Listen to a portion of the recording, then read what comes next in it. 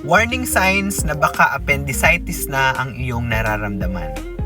Ang appendicitis ay pamamaga ng appendix na isang bahagi sa dulo ng kanang bahagi ng ating large intestine or colon. Kadalasan, ang appendicitis ay hindi isang biglaang sakit lamang, no? Usually, nagsisimula ito sa isang generalized na abdominal pain. Ibig sabihin, ang sakit ng tiyan ay sa buong tiyan.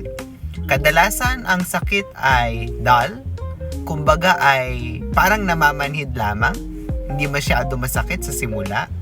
At matapos ang 2 o 3 araw, kung ang sakit ng tiyan ay appendicitis, ito ay lilipat at magko-concentrate sa right lower quadrant. Ito ang baba ng kanang bahagi ng ating tiyan.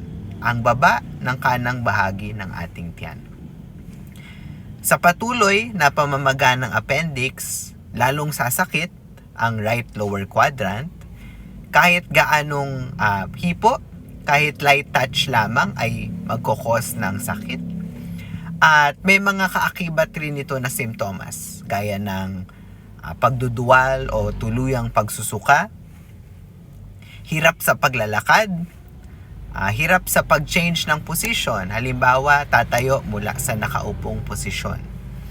Kung mayroon kang mga warning signs na ganito, mainam na magpa-check na rin sa emergency room.